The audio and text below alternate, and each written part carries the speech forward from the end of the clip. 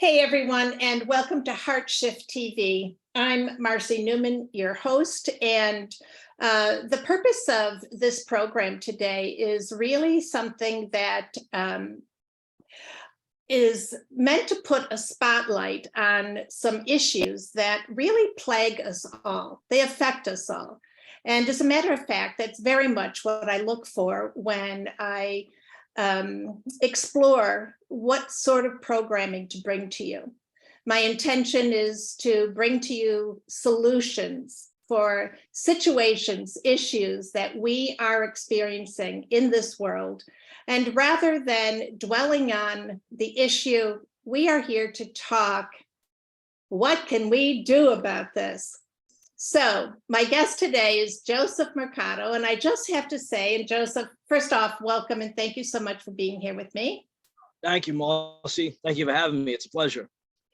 And I just want everyone to know that Joseph is really my go-to person when it comes to things concerning nature, herbs, natural medicines, solutions for issues that we're coming up against, and as well as, I'm not going to say survival, but I'm going to say, how do we live our lives to the best that we can possibly do whenever we are up against something that may be injurious?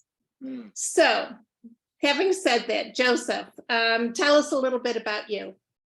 Sure. No, thank you so much for that kind introduction, Marcy. I always greatly appreciate you and your shows and the information that you always look to put out to help others.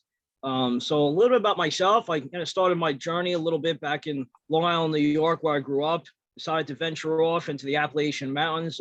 Started out in North Carolina, then moving to Southwest Virginia, and just looking to delve into the plant life. Going through some health challenges that I went through growing up. I knew there had to be a solution to the problems that I was facing and the challenges.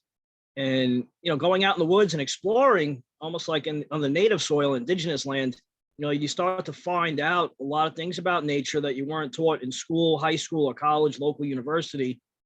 And you say to yourself, a lot of this lost hidden knowledge, gets left and unsaid because, unless we're actually in the experience and we're going through it, it's hard to find unless you're digging for that, through research. I find that some of the best research is personal experience, personal experimentation, and, taking that information, that knowledge and passing it on to others that could truly help them. So, through that journey, I've come to, some awareness on not just plants or herbs, but also, the water that we ingest and, how that affects our body based on, some of the levels of contamination out there, as opposed to, having something straight from the earth that's direct and fresh and more pure. And how do we distinguish the difference between that is something that I've learned that I, find that has been helping me throughout my path in staying healthy. Yeah. So that's what has brought me here today with you. And, we're so appreciative, really, Joseph, of everything that you do bring to the table. You are such a hands-on person, which is, I think, a lot of the reason why I always come to you for your opinion and your advice. You don't just take things at point value. You are constantly investigating, digging deeper and deeper. And you mentioned the water, which of course is sort of a catalyst that brought us together today, because I had seen a video on a investigative report that was done through the Associated Press. And for 5 months, they studied the drinking water in 50 major cities, 50 states. And what they found was absolutely appalling. In 24 of the cities, they had major pharmaceuticals that were found in the water or their byproducts. And we're not talking innocuous little medications. We're talking medications for epilepsy, medications for angina, for heart issues, for mood stabilizers, antibiotics, all kinds of, believe it or not, like sex hormones. And there just seemed to be an incredible plethora of these drugs, these pharmaceuticals that were being ingested by people in their drinking water, completely oblivious to what it was that they were ingesting. And when I started to think about, people like you or I, we're so careful about what we put into our body, right? And Right. we like to think that the government is testing and making certain that our drinking water is safe for us. And by the way, I don't mean just safe. I mean is clear, clean water that is going to hydrate us and enhance our lives.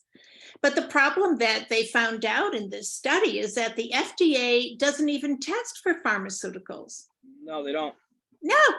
So it's not even tested for. And there was so much contamination, and I mean scary levels. They talked about areas like Philadelphia, for instance, where it was just, rampant. It was so clear that these pharmaceuticals had really compromised the integrity of the water. And you and I both know that that means it's compromised the integrity of people's health and their well-being and their ability to heal should they get sick. So it's not just the, initial onslaught, right? And your body is trying to filter it through. But when it actually creates these issues where the body almost needs to mutate in order to be able to metabolize them, then we're in real trouble, aren't we? Yes, we are. Definitely affects the systems of the body greatly. Yeah. And not just one system, because all the systems are connected. All integrated. Yeah. It's a unified system of multiple systems. That's right. And so knowing that the federal government doesn't test for pharmaceuticals, a couple of things came to mind. Number one, you were the first person I thought of. I said, I need to speak to Joseph.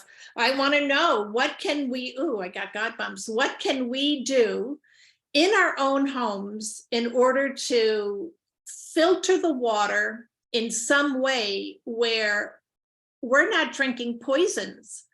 That's number one. And number two, of course, I always look for opportunities for us to be a catalyst for information, number one, to get to people that they need. And of course, we know that when there's more than one voice that comes together and starts to demand that the standards of living, the standards of health and well-being are continually being raised, that, well, we get progress, don't we? That's right. Yes, we do. Yeah. So Absolutely. I'm hoping that you can really shed some light, Joseph, on what you have found. And yeah, I'm just going to give you the floor, please, or the mic, I should say, please. Yeah, help us in whatever way you can. Absolutely. I appreciate that, Marcy. And you brought some good points, and there's some things that we really need to acknowledge and realize, first of all, what's in the water? What kind of water are we talking about? Yeah. First things first, a lot of people are used to drinking tap water out of their sink, whether it's for themselves or for their pets. First and foremost, I could say is stop drinking tap water, because tap water is really, no different than drinking toilet water. And the contaminants that are inside tap water, we'll start with, let's say, the fluoride. Where the fluoride, can build up certain levels of calcification in the pineal gland, which prevents us from reaching our peak performance within our consciousness. And that'll prevent a lot of other things in the body from taking place, aside from opening up that valve and seeing things at a greater level in life and having more deeper clarity. When you look at the fluoride and what it does to organisms in the body, it starts to deplete its state of electrosis, which is the electrical effect that our cells need to vibrate kinetically and energetically for us to have life. That consistent basis, longevity. See, water molecules are not supposed to, be so expansive. Like in tap water, you want, molecular structure to be more of have a tighter sequence, for us to have balance inside our water molecular structure that's inside the cellular systems.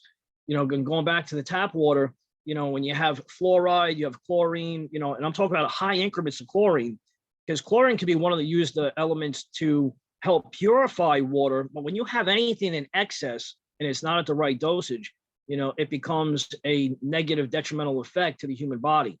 It helps, it increases different levels where we become, let's say, with brain fog, or, maybe we have a memory lapse and we don't remember certain things.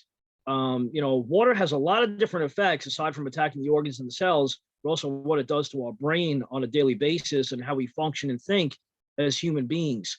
The high levels of arsenic that are inside water are extremely and highly detrimental, to the human body. So now we have fluoride, we have arsenic, chlorine, and then you also have different forms of acidities that are inside this tap water that are creating an acidic environment within the body, which is open up to, prone to sickness and disease such as cancer. And the thing is that there's a gentleman that I remember watching some videos named John Ellis. He was a track star athlete back in the 70s. And he came up with his own water system called the John Ellis machine. And what it does is it basically, his education on it was to show us how we really need to be drinking distilled water, not regular water, tap water, stay away from bottled water. A lot of this plastic stuff that's made with petroleum, and oil base is not good for us. Like Poland Spring is no different than tap water. But the John Ellis machine goes through this distillery process where it cycles back, hundreds and hundreds and hundreds of times, over 700, 1,200 times, where we call reverse osmosis. And through that mechanism, it's able to distill the water and bring the molecules in the water closer together. So, what we ingest, what we think, how we feel about ourselves, how we feel about life really goes into that water structure, because how we think about ourselves, that water will change its structure internally. It's no different. Like if I take a glass, right, or a cup, and I have it filled with water, and you and I have a pleasant conversation, and I'm now sitting here and talking, positively with you, the molecules in the water are going to change based on our conversation. So whatever we ingest from the cup is a result of the information, the words that will be spoken into the actual liquid itself. So the molecules change. Now think about going back to the chemicals of, Big Pharma, the FDA, what they're putting into the water, not testing it. They don't want to test it. They're not going to test it, because they know the harmful effects of what it does based on testing the negatives of it and what it does to people out in society. And, we have to understand that when people, let's say they flush down any pills in the toilet, or they're flushing things down the sink, all that stuff is getting recycled back. There's no filtration. So even if it breaks down to its finest liquid form or smallest molecule, we're still ingesting that through the tap water system. And the more they keep contaminating it, the worse off it is for human beings that ingest, such a liquid. But the best way to help filtrate the water is three things right off the bat. Is chlorine dioxide is one, chlorine, small increments, and I'd suggest doing the research on exactly how much, and also iodine. Iodine will help also purify the water, because when you get those little water tablets, purification, that people can go and purchase on Amazon, basically those are the three main ingredients that are found in those tiny little circular tablets, to help once you put in your water, if you're going out, let's say camping, or in your survival situation, or just going on a trip, you go to another country and you pull that out from your pocketbook. That's, your pocket, that's exactly those elements, those ingredients contain to help so you don't get sick. Now, if you live in the mountains and you have a local spring and have access to that, like when I was living over in the mountains, it was where we had a spring, a mountain spring, where mountain spring water would come out of. And when we had someone come and test the ground and the water, it was coming from a 1.4 million year old rock sediment, and soil was really purifying, the water. So another way to also help fix that, remedy, let's say people collecting rainwater, or if they're just want to purify their water, you can take, whether it's a large 5-gallon bucket or a smaller bucket, and you can, fill it with, usually they do sand or dirt, or you could use soil, coconut charcoal, the actual black charcoal itself. and certain rocks to help purify water if you're in a certain situation and you don't have access to other forms of filtration. These are the different resources that you can use to help really filter the water so it's not contaminated and doesn't poison your internal organs and your systems.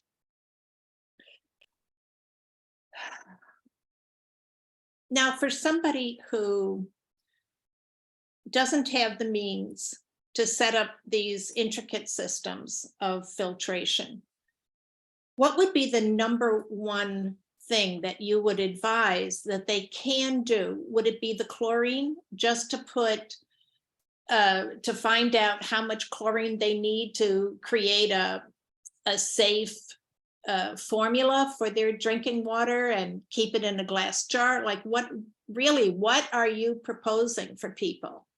What I would suggest, above all the three ones that I mentioned, is if what would be easier to get access to and the safest would be the iodine or the chlorine dioxide. Okay. Let's say none of those, or let's say somebody doesn't have access or availability to those. You really want to purify the water or minimize, the levels of toxins, bacteria. You go back to the old survival primitive days. What they do, they boil the water, which would, disinfect a lot of the bacteria, viruses, parasites. Especially, if somebody runs out and they have a local creek in the backyard, and you got to consider also, the animal life that goes out, deer, possums, raccoons, coyotes, if they urinate in the water and it travels downstream, stuff that a lot of stuff is not safe. So we want to be able to kill the parasites, bacteria.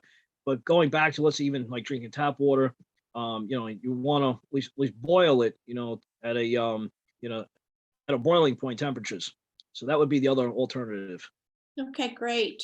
And would you recommend, what kind of container would you recommend that people keep it in?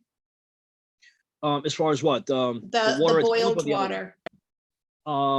They could put it in like even like if they want to hold it in after they boil it in, let's say, a pot, right? Or that would be the wisest thing to do. If they want to hold it, let's say, into a mason jar, I think would be the wisest.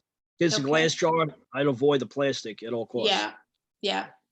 Unfortunately, we have to think about the container as well, right? Because often those plastic containers leach back into the water what you've been trying to get rid of.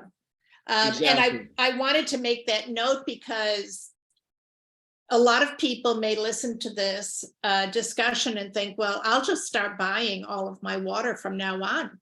But the problem is that if you're buying it in plastic containers, you're actually contributing to the issue, because the plastic containers, number one, like we just said, can leach into the water you're drinking. But number two, now what? Now what happens with all of these plastic containers? They go back into the soil or back into the water systems, and we are continually, essentially poisoning ourselves, right?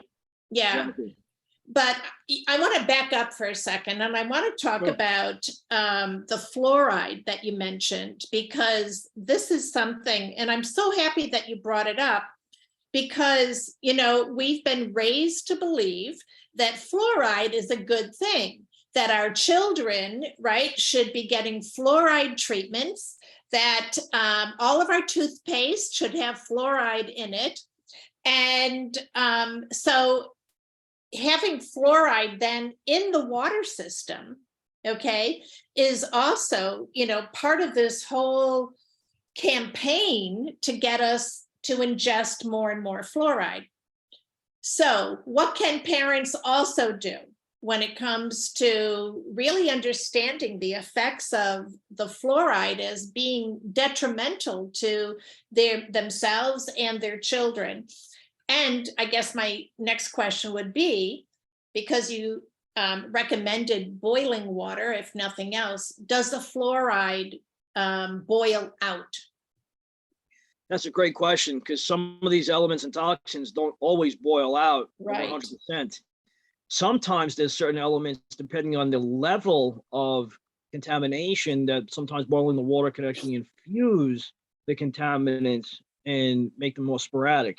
So one of the best things to do, let's say, we'll go back to the fluoride with children, like let's say a common thing is toothpaste, right? Yeah. Toothpaste people use, contains a lot of fluoride. You brush teeth every day, and that stuff just builds up throughout time. Sometimes the best thing to do is like when I like make my own toothpaste, instead of using anything with fluoride, I use sodium bicarbonate, which is basically what? It's baking soda. Mhm. So take baking soda, coconut charcoal, take a little coconut oil, I melt it, I put it inside a little peppermint oil, give it some flavor, or a good scent, right?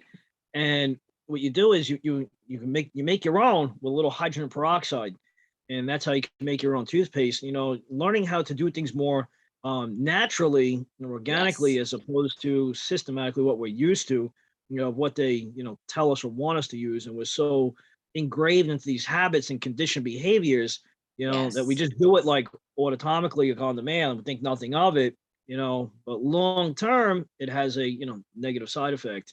So I feel that that's one of the solutions that we can do is change it up or look for toothpaste that is more charcoal based, more natural. There's a lot of good stuff that's out there, but that I suggest, again, doing the research and finding out what works, because one toothpaste might not work for everybody, the same one.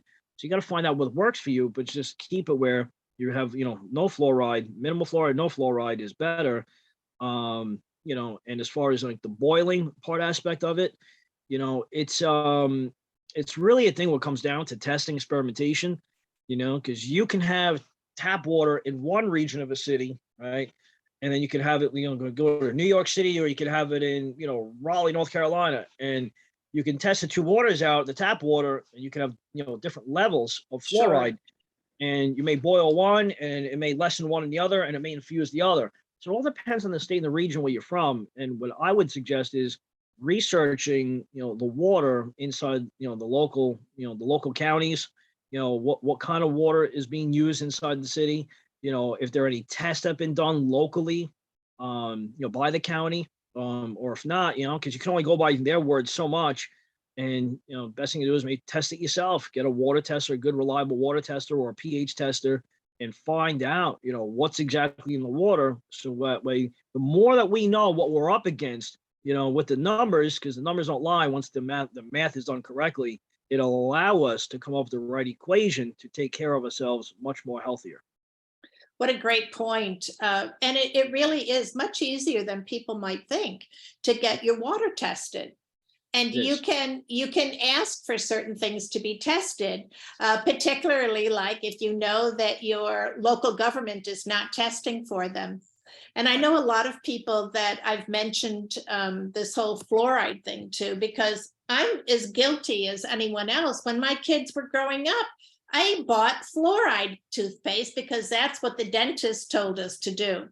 And since then, I have discovered, so even aside from the pineal gland and how it affects, all of our ability to access that mind's eye, which of course is essential for creation, right? Because it Right. is connected to our ability to imagine and to create from there.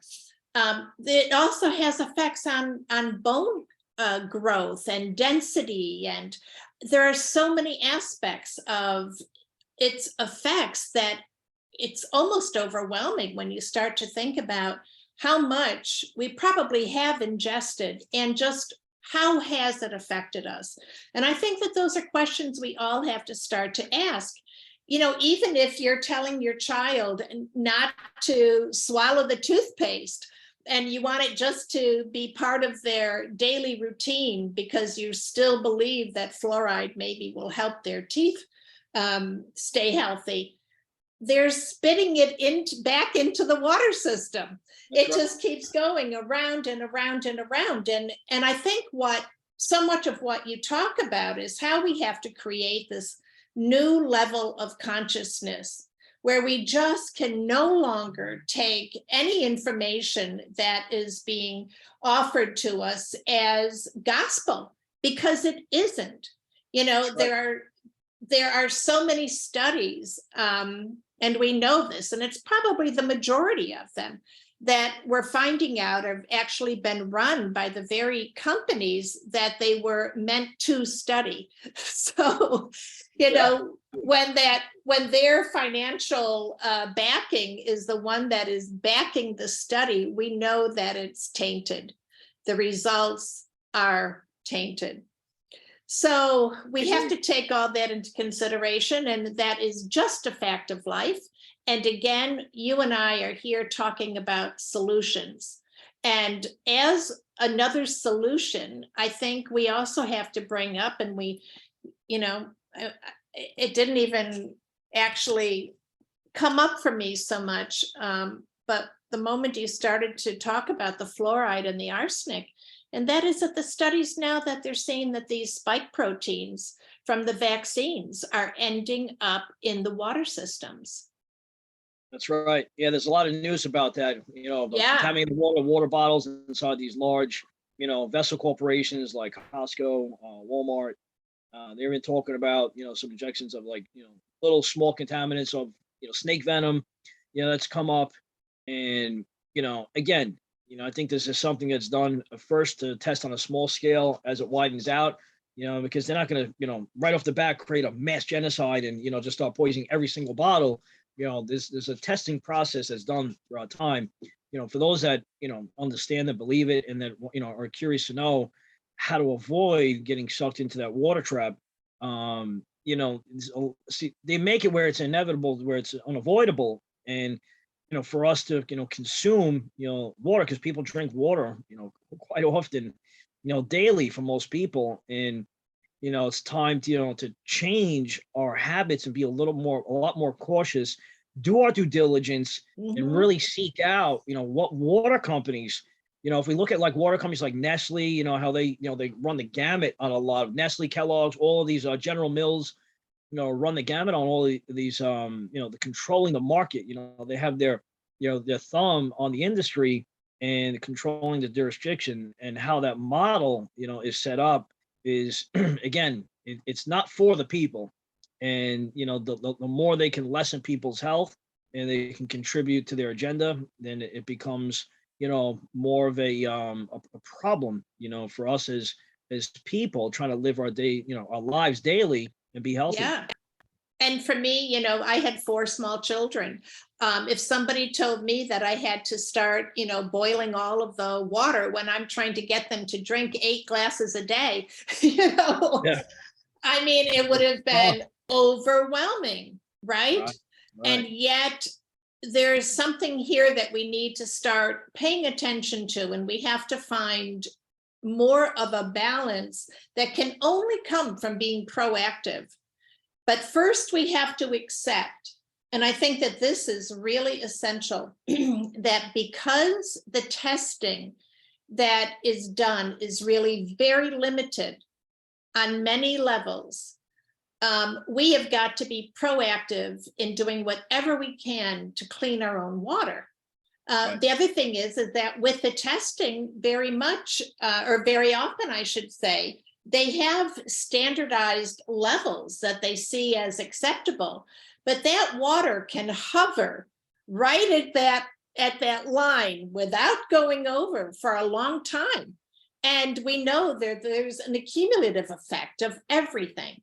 So we have to just really start to be more proactive and also start to initiate measures that are not just for ourselves, but for the good of all.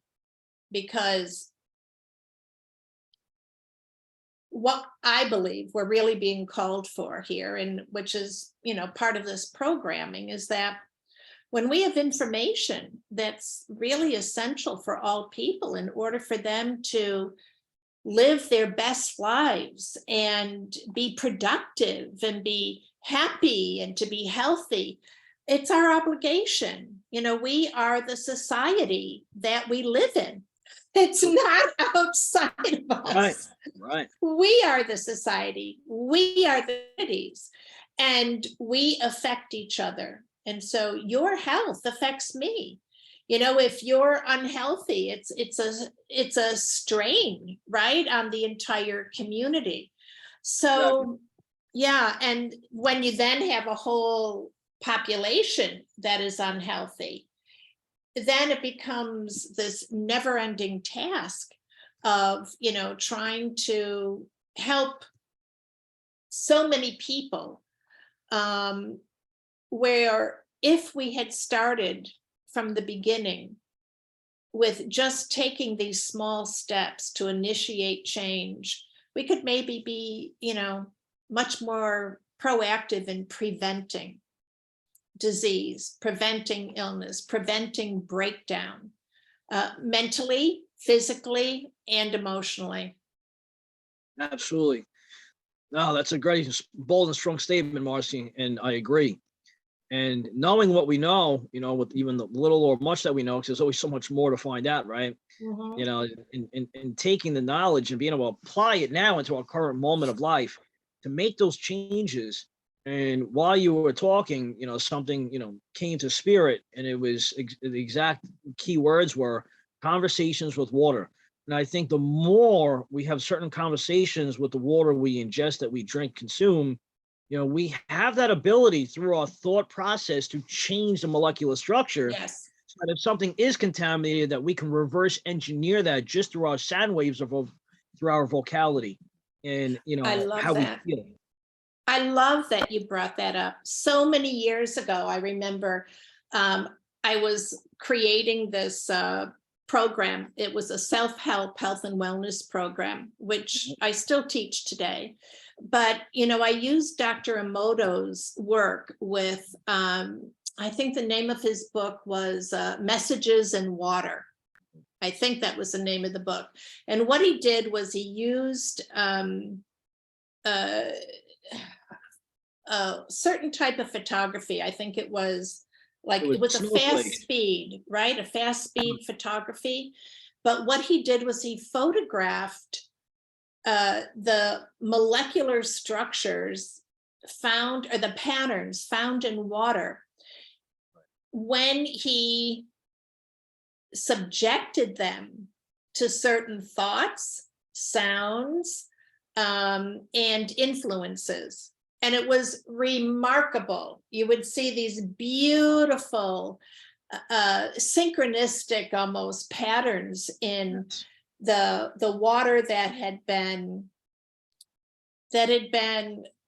how can I say this, like treated to pure love, right? That's right. Right. Where, Right. spoken to, lovely, soft, nurturing music, whatever it was. And you would just see these beautiful, beautiful patterns.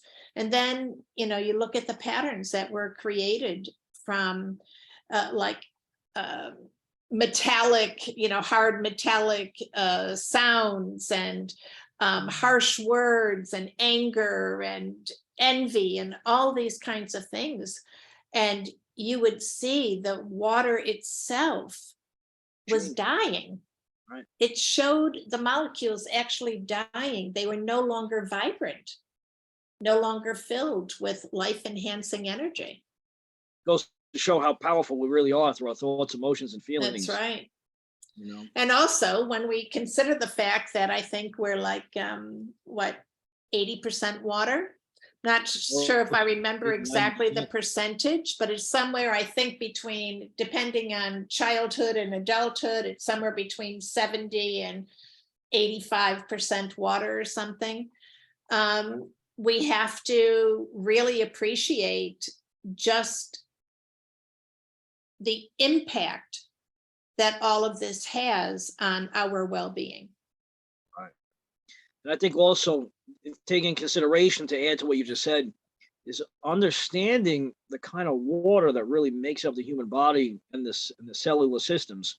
And we're always taught about H2O, and really the body's water is made up of H3O, H320, which is a different level of hydrogen and oxygen, which really we need to be understanding how that works, what the capacity is, that it's needed and required in order to really infuse our organs and expand, their life.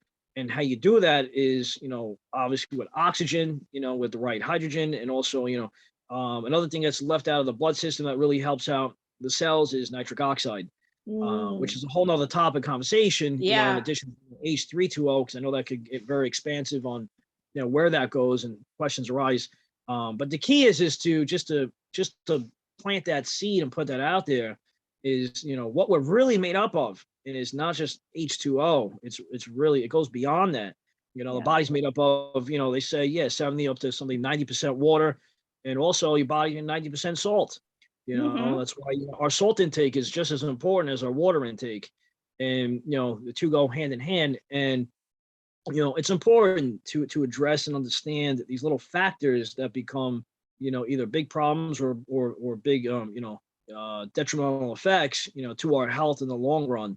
But Yeah. once we're aware, have that awareness, and we understand it, I think it makes, gives us more clarity, because the more clarity we have, the more certainty we have about ourselves. Even when I meditate, I close my eyes and I sit there and I focus on actually visualizing and being one-on-one with the cells in my body, as if I was accompanying them inside my own internal community, because the behavior of your cells is no different than how you and I behave externally in this spacesuit called flesh.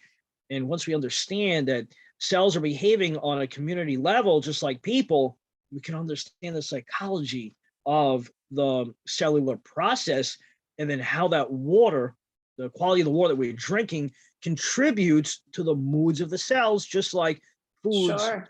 create the moods within the people. The cells are no different from the water that we feed it. That makes sense? It sure does. And I always love how much information you have. And I mean, really, you're just such a deep well of knowledge, and you always put it um, into ways where we can not just understand it, but put it to work for us. And as a matter of fact, I know that, part of the work that you do is collecting information and sharing it with people. And you've actually come up with an incredible system that allows you to do that, to share information on many different subjects that you believe are essential for people to know. Can you tell us a little bit more about that? Sure. Absolutely. Thank you, Marcy. So, a while back, I'll give you a little just brief story and how it started. A couple of friends of mine were sitting down in one of my friend Mikey's basement, and we were coming up with we want to come up with a new network marketing company and kind of do our own thing. And one of my friends came up with the thing is called iChip, and I found it really fascinating. And at the time, I believe what it stood for was I think it was International Coalition. I think it was helping individual people. And what I did was I had, years went by and nothing was going on with it. Everybody kind of went their own ways. And then one day a light bulb went off, and I said, wow, Mike, I like the idea. And I combined it with Mastermind University. And I thought to myself, maybe if I start, building my own systems, my own information, because I'm such an information junkie. Yes. I want to build my own. I always had a dream of writing my own encyclopedia books. And I said, instead of writing the books, I just create a digital format aspect of it, right? Version where if I want to go and study and have my own homeschooling system, I could do that for myself on demand and whenever I want, without any distractions, no YouTube commercials, no pattern interrupts, no censorship, and nothing that sucks up the memory from my computers and my phone, the data usage. So what I did was I took the iChip, combined it with the mastermind aspect of the university. So let's say health being one of them, call it Mastermind Health. How much information can we have just on health alone, right? And so what I did, I said, let me change and tweak it up a little bit. And I decided to call it, kept it iChip and call it Inner Consciousness Healing Infinite People. Wow. So, and broaden that, and then create databases. As an information systems engineer, you create these databases that contain what are called data vaults and info chips.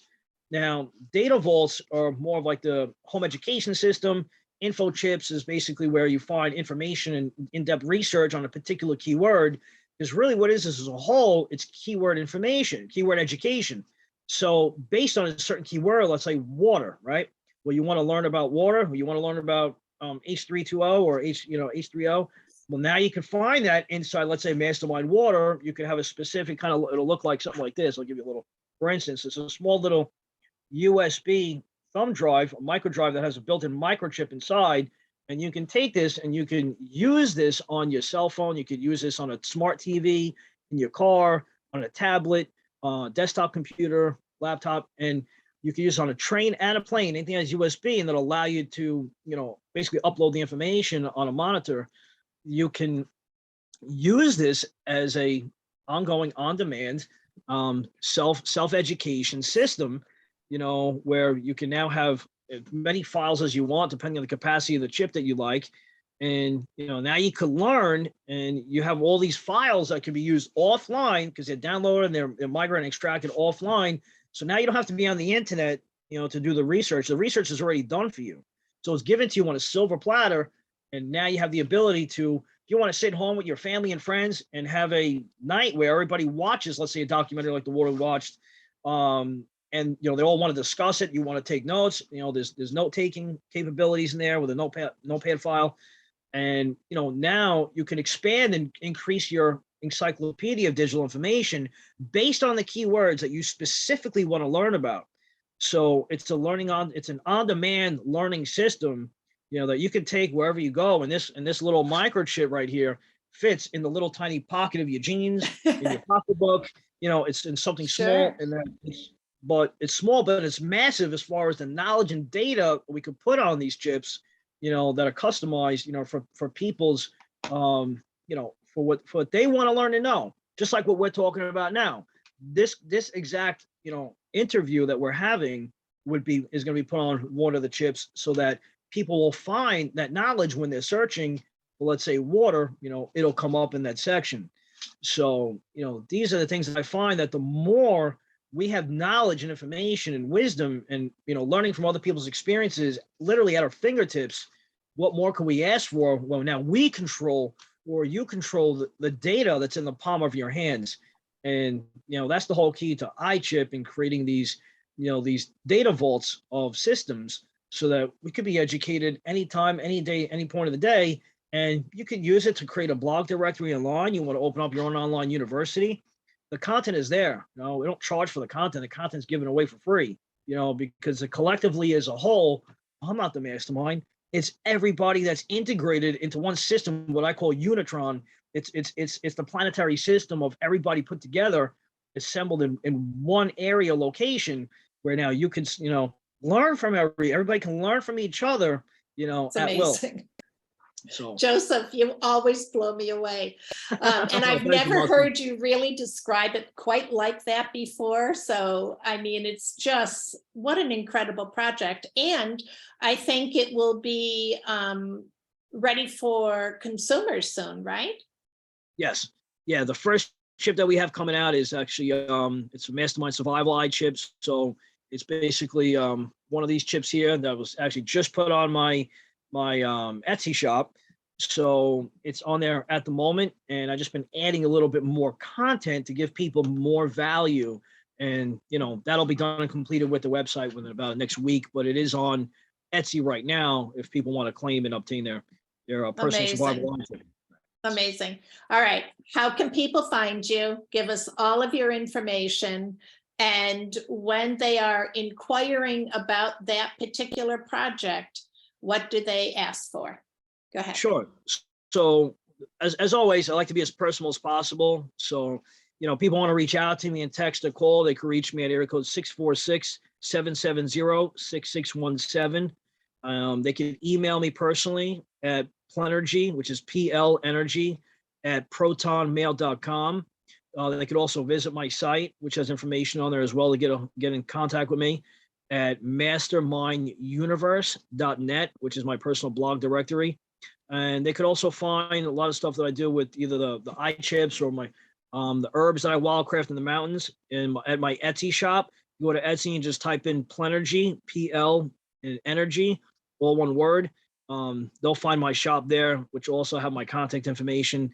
And that way, I like to be, again, as personable and supportive as I can, to help answer people's questions, so that we could all be on the same wave at once. Yeah, I know you're always there for me. So thank you so very much. And you, Marcy, you're welcome. I appreciate you. Yeah, it's really just so wonderful to know you and to trust in the integrity of everything that you do and the information that you bring forward. It's so from your heart, and anybody and everybody can feel that. So Thank you. we're That all means a lot. blessed by that. And just before we close, let's just recap very quickly for people who may not have a water distiller in their home. What can they do starting right now to change the water that they are consuming so that they have a better chance of having water that is going to enhance their well-being? Excellent question. So here's what I first and foremost recommend. Avoid the tap water at all costs. Okay. Okay. If you want to purify the water, again, iodine, chlorine dioxide, and also chlorine. The other thing is try to stay away from a lot of the plastic bottles. If you do, there's certain companies that I noticed, like on the East Coast, a Crystal Geyser is a good, water for that. I particularly like as a spring water because it has a pH of 8.6. Some people like the Essentials. Core is one of the better waters out there if they're going to have some in a bottle. I know they've seen stuff, the Voss that comes in a glass, the glass bottle. The water itself is not the greatest, but the glass bottle is the better way to go. And even if they want to take it to another level, getting one of those big blue 55-gallon drums and being able to fill that with, so let's say, Crystal Geyser water or whatever. If they have access to a farmer or somebody in the mountains, if they have resources or networks, go out there and find people that live in the mountains and try to get, see if they can have access to spring water, or if the person's looking to sell whatever it is, to change, the programming, the habits that we're used to. Also, and stock up on items, on having enough water, alkaline water, distilled water, Nice water. Nice is a company that puts out distilled. I've only seen it in, sometimes Walmart might have it. Walgreens often has it. They've been limited on a lot of supply with certain companies now that they're doing away with. So if you see it, grab it, stock up on it. But those are some of the best things that I could recommend. And just going back real quick to, let's say somebody's out in the mountains, they're off grid and they're collecting rainwater. How do they filter that? They would do that they could do that in a big, again, 55-gallon drum. They could do it in a 5-gallon bucket. And it's usually sand, certain forms of dirt will work. It's coconut charcoal, rock sediment, those, and having those in layers, there's different ways that they can set that up. Again, doing the research I would suggest is key, to see, how, we all learn from each other. So they want to make sure that the water is purified, especially collecting the rainwater, because the rainwater, contains a lot of radiation. So I want to be careful ingesting that. But those are some of the first and foremost things that I could recommend right off the bat to recap. Okay, great. And also boiling water. Boiling water Right? is also, Boiling water, yep. And let's try to avoid buying plastic bottled water right. to the best of our ability. I know Right. sometimes, it happens to me too, where, I know I need water and I will have to buy some plastic water. But thank you for the recommendations, number one. You're welcome. But I avoid it at all costs. If you can, it's best. And one thing I will say, just to add on really quickly on that, is, let's say you buy a jug in a plastic container, a gallon container of nice water, or a Crystal Geyser gallon. If you're putting that into something else in glass when you get home, you could also use some of the purification tablets you can find online, or with a chlorine dioxide tablet or iodine. You could go and add that in there later on to make it even more purified. That'll help out a lot. Great. And there's more information on this on your iChip, right? That people can find at Etsy. Just keep reaching out for information, because we're both here, with right. the intention to find solutions that we can all start right now. So Absolutely. thank you so much, Joseph. As always, it's just been so enlightening and Thank you. wonderful. And again, it's really just, it's a real blessing to have you in our midst. No, it's a mutual feeling. And thank you so much for having me as a guest. I really appreciate it. And I always look forward to engaging these conversations and delivering knowledge and helping others. And it's a real pleasure that we're, living our purpose.